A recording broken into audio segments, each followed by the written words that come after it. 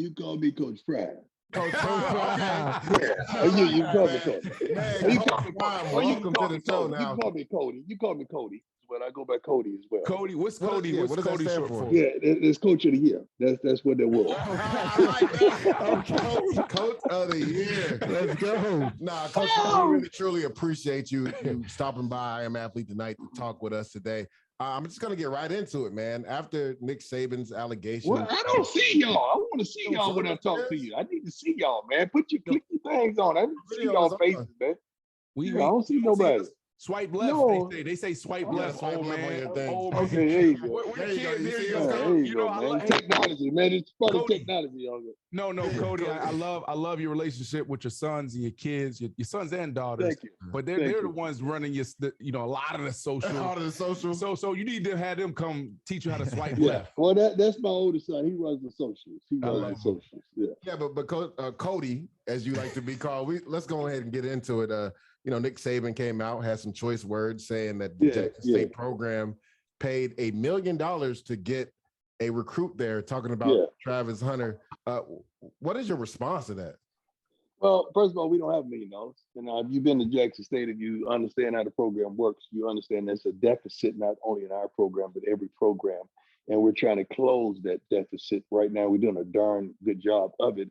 Last year, we raised $30 million for the city of Jackson alone. That's what they told us. So I'm pretty sure we probably got 40 because they ain't tell us about 10 million of it. So we're doing a great job in what we're accomplishing in Jackson State. And we're changing the whole paradigm of HBCU football. And we're trying to be the catalyst and the model for all HBCUs on how to do business on the field, off the field. In the boardrooms, as well as all facets, even attracting these Fortune 500 companies to come into the realm and help us tremendously.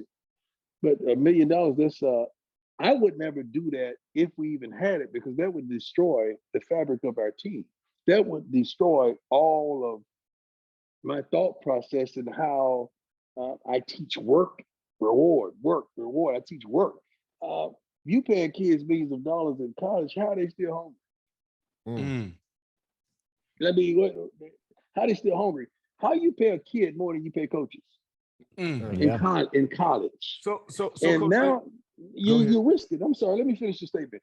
You're risking that line integrity of college football. Let me tell you what I mean by that. The media don't attack college players like they attack pro players. They don't do it because you're still an amateur. And they don't say certain things. You never see them blast a college quarterback or someone who, you never see that. When these guys start getting paid and you're making more than the reporters that's reporting and some of your coaches, that opens you up for scrutiny, man. These kids ain't built like that. They're not ready for that mentally and emotionally and psychologically. They ain't ready for that, man. And we're opening a can that they're not ready to minister to.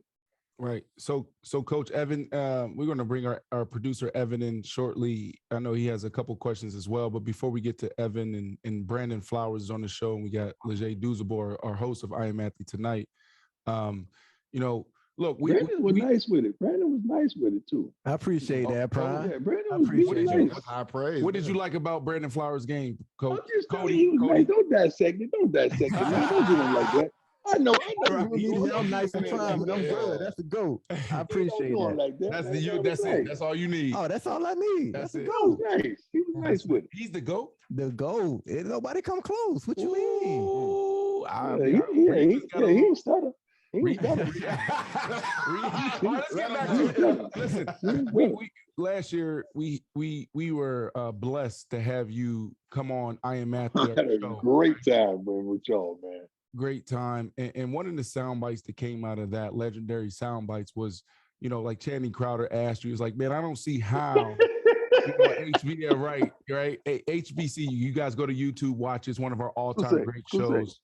And one of the sound bites that came out was, Channing Crowder says to you, he's like, how does a HBCU compete with a Power Five?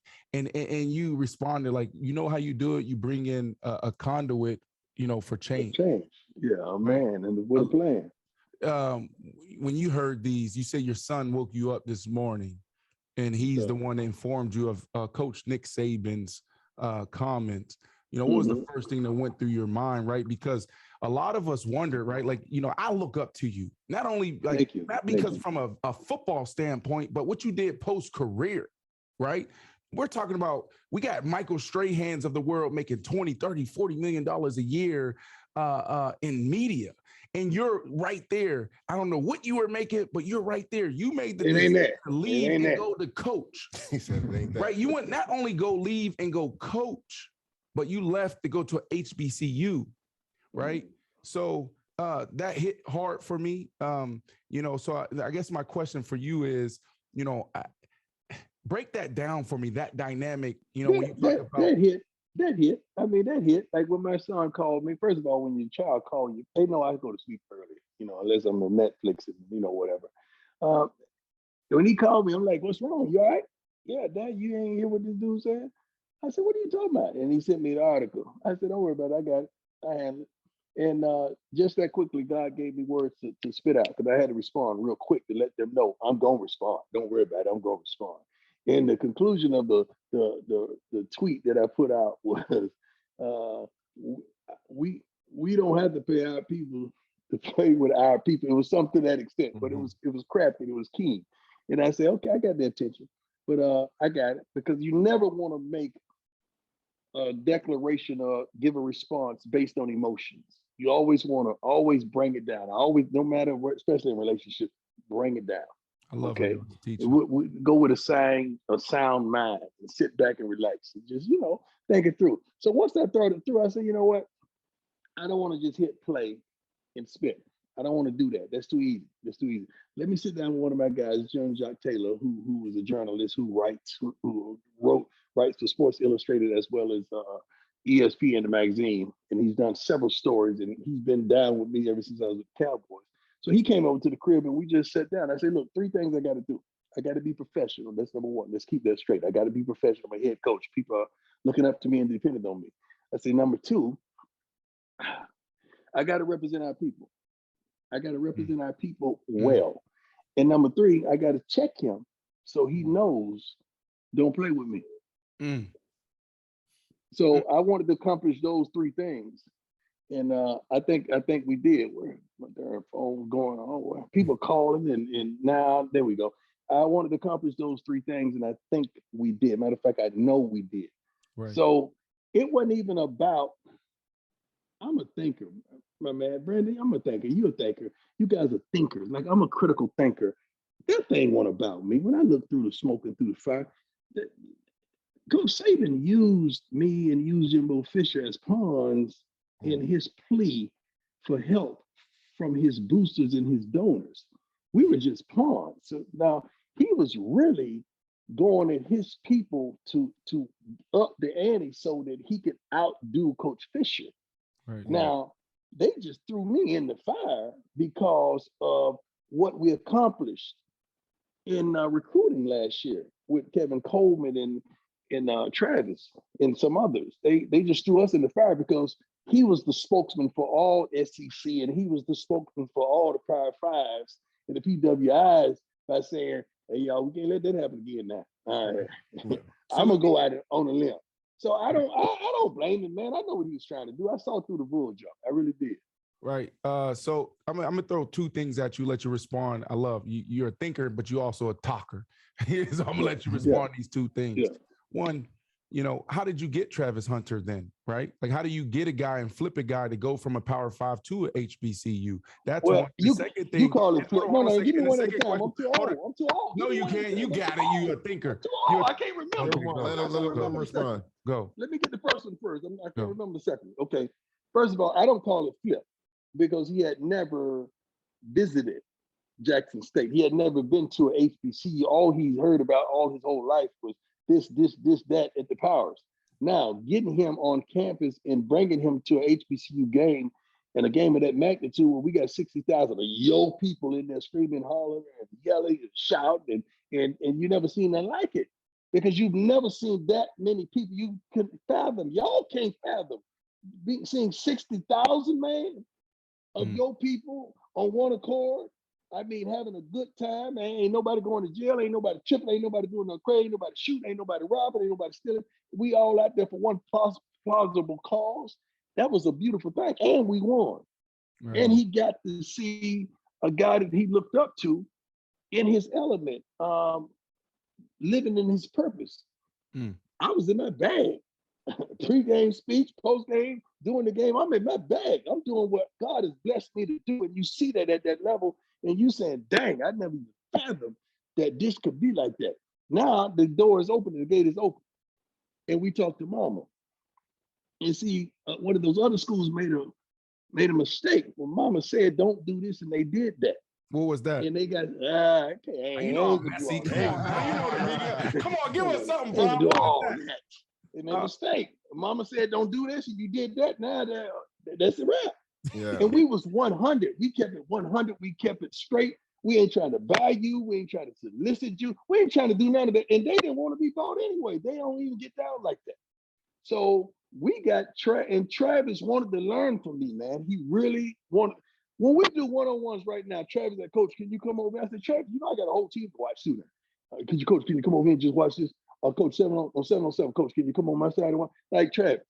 Like, but he wanted like that. But I love it because he wanted like that. He's pulling it out of me. He wants it like that. He competes in everything. We fishing. He compete. He compete. This is I Am Athlete Tonight. I'm your host, Lee J. Doozable, with Brandon Marshall and Brandon Flowers. And we have Coach Prime. Cody. Yeah. Coach of the year. Coach of the year, head coach for the Jackson State University football team. Now, Cody, I'm not sure if you've seen this, but Nick Saban did a press conference when he came out and he said he reached out to you, and we're going to play that audio of him saying that he reached out and called you. I reached out to him, never got a response, but you know, I feel bad about it, but I'm not changing my philosophy on, you know, I look at the betterment of college football. What is good for the game? So, Cody, first and foremost, Nick Saban kind of forced. I would say, did Nick Saban really reach out to you? And two, yeah, he did. He did. Okay. He reached out to my people. He didn't reach out to me because he don't have my cell. He reached out to my people for certain. He did. Okay. Will you sit down and talk with him? Let me tell you how I get down. If you go at me in public, we got to deal with it in public. Don't go at me in public and try to solve it in private. We can't do that. Let's come on a forum publicly and deal with it publicly. I don't do that. I'm not gonna shine on you, both Brandon, in public, then come to you private and say, hey, fellas, man, you know, I'm bad, man. When I was on I Am Athlete ready for that, I was tripping. You know, I was tripping, man. But no, man. No. You showed up publicly. We got to deal with it publicly. We can't do it no other way. That ain't right. That ain't cold. That ain't cold. You got to understand, I don't hold grudges.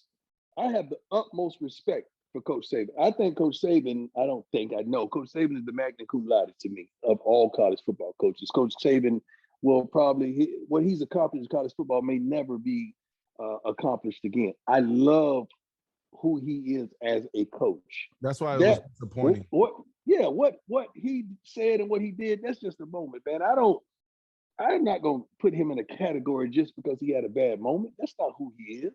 He had a bad moment. He got caught up. He had a bad moment. And that clip was courtesy of Campus with Jacob Hester and Bobby Carpenter on ESPNU Radio Channel 84.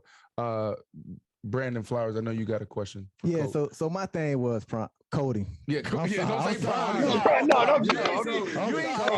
You ain't see the whole exchange with Cody. I seen it. That's why I caught myself. Y'all respect Saban, respect me. Yeah. I seen it. That's why I caught myself. Prime is good. We good. We can't.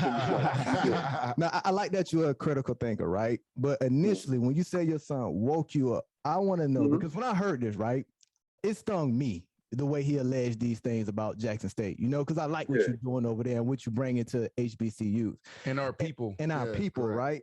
So I want to know for you, What was the thing that disappointed you or stung you initially the most? Was it the fact that somebody from Coach Saban's caliber was the one that alleged this, or was it the fact that did he really feel like I can't just get a kid like this outright and I can't compete with the top dogs? Okay, I like that, my brother, because you own it. The thing that stung was that, so you feel like it's no connectivity for the culture and for our people, that the only way we could do that is we pay it. So that's how you feel?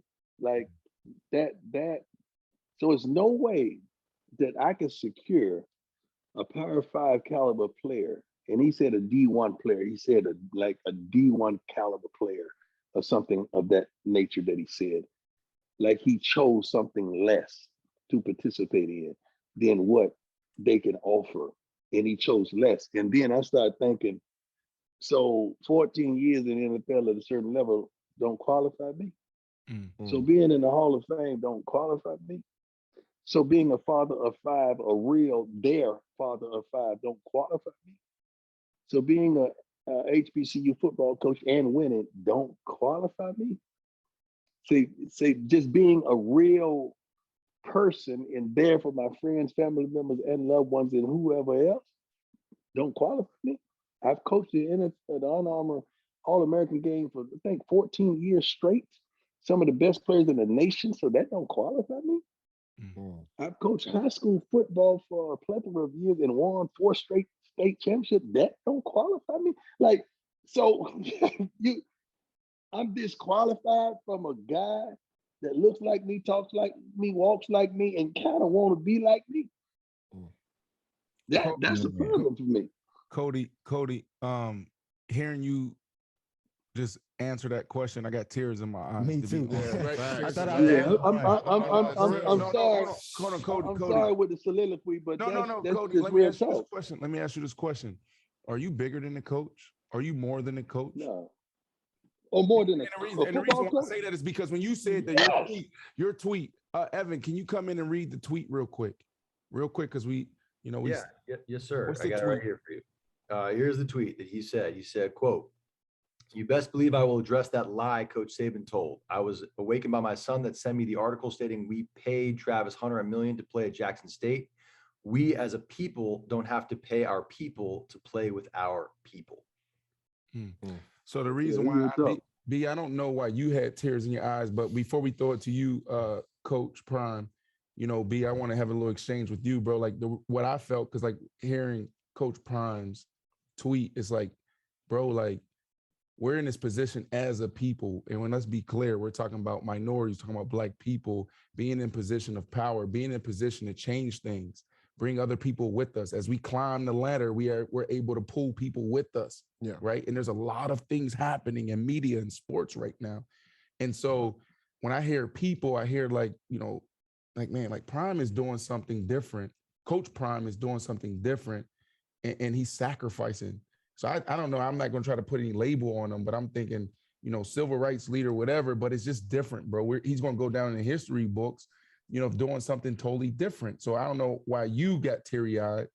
It's just because of what he's doing for us, right? HBCUs, minorities, coming from where we coming from. Like, if you're a skill position guy, you want to be like Prime. I don't care what generation you came up in. You showing them, you're not only a coach, you're a father figure. And just the way you just interpreted your response, like you represent us so well. It's more like I'm proud. Like, you know what I'm saying? Just to hear the way he just verbalized that, for me, it just sit well. And that's why he one of my favorite people. Sometimes I just listen to you talk. I go to some of your speeches and what you do and just hear you talk because you give us hope. You give us promise, and you just represent us well, Prime, Cody. You know what I'm saying? Yeah, that's what you do for us, for me. So for me to hear that answer, the way you even just put that, the way you did, it was special for me to hear. So back to my question: are you bigger than the coach? Well, I don't know what you mean by bigger than the coach, because that could be taken somewhat different. I'm more than a coach. I was going to say more than the coach is what you meant. I'm more than the coach. Like my most relaxed times at Jackson State are when I'm on the field coaching, because as soon as I blow that whistle and we end practice, I become Tyler Perry. You know, I got to write the play, produce the play, pay for the play, edit the play, cut the play, choose the people in the play. I got to do a multiplicity of things. And I love it. I'm not going to say I don't love it because I love every minute of it, but it's much more than just coaching. It's so much more than coaching. Hey, one of my kids, and I call my kid, not my biological kid, my kid, that play for me, FaceTime me from the airport yesterday in Atlanta. Four-star receiver, bad boy, a year ago. He didn't even play last year due to grades, and he had to get it right. Love him. Work in project, a project. He's a project, work in progress. I'm sorry. And wanted me to talk to the lady that was helping him in the airport. And I said, hey, baby, how you doing? How you doing? She said, oh, Coach Prime, such and such, such and such. I said, you know what? I'm pretty sure he's never flown in the first class. Since I'm going to do this and take this picture with you, can you upgrade him to first class, please, so he could have that wonderful experience? Because I know you're capable of doing that and just giving him something that he's never encountered before. And we exchanged. She took the picture, cool. And I looked at him before he got off the phone. He said, thank you, Coach, I appreciate it. He had on all Jackson State stuff. So what probably transpired is he came up with Jackson State stuff. She said something about me, and he said, I could call my coach right now. Mm-hmm. I like that. That I'm reachable, man. I'm touchable. That he feel like I could call my coach right now. And I don't know what he could ever be dealing with in life because I know he's dealt with some tremendous obstacles, but I want to be able and I want to be available when he's going through hell and him knowing that I could call him right now. That's right. More than I like that, man. Mm-hmm. I like that. Just that little moment that we had, it was so much more than that exchange at the ticket counter to me. Yeah, Coach Prime, thank you for doing the show. Cody. No, you're good. I like Coach Prime. I like Coach Prime. I just want to be the most respectful possible thing I can possibly be, sir. Thank you so much for doing this. I have a question for you. Nick Saban just was quoted moments ago saying that he thinks the whole NIL landscape is completely out of control. Yeah, it is. It sounds like he's like scared of the new world of college football, and I'm curious. No, what it is the balance. Is the subject. He's now subjected to leveling. I mean, being balanced out because now the bag is called the NIL. It used to be the bag. Now the bag has a name. We're calling it NIL. The NIL stands for name, image, and likeness. The only problem I have with the big boys is I ain't seen nobody name, nobody image on that, and nobody likeness on that. So all this money exchanging hands from the boosters, from the donors, and for the givers, and whatever name they've come up with. They come up with one other name. I forgot what it was. I guess when they come into a group and they just give accordingly to the different players on their team. But I ain't seen nobody endorsing that. So really it's just another form of giving the bag. And now you don't have the upper hand because now that's level. And you have to challenge your boosters, your alumni, and your donors to compete with all the big boys in giving. And it's gone crazy now. It really has. I have one more quick question for you. Jimbo Fisher went pretty hard at Coach Saban and said, pretty much said he's a bad guy. There's a lot of stuff happening behind the scenes. I'm curious what your thoughts are about it. How do you feel about Jimbo making those comments, and do you agree? I don't attack someone's character publicly. I don't play those games, but they have a relationship. I think they coach with one another and they know each other. They know each other behind the curtain. So what one is saying is, you got the audacity to sit here and call me a spade when I know, when I know what I know, what I know, what I know. And they got to be careful. That's why you got to be careful calling people out and singling things out, because I know he didn't think that Coach Fisher was going to respond in that manner, but he was in Coach Fisher. Jimbo was in kill mode, man. He went at it. And I just want them to leave us out that nonsense. Coach Prime, we have like 30 seconds left, and I have two things for you. I noticed I can't throw two things at you, but I am. Can we get both of you and IAA on the show, like you and Coach on the show together? Because you said you want to handle it in public. That's one. And two, Well, he ain't gonna do that. Coach was here. If we get y'all together, what would you say to him? You got 15 seconds. I have not lost respect for him. First of all, I still admire him, and I still would admire him to the utmost. But I wouldn't even question why. I would say let's just move on. I don't harbor on yesterday when I'm looking forward to today, man. I don't do that.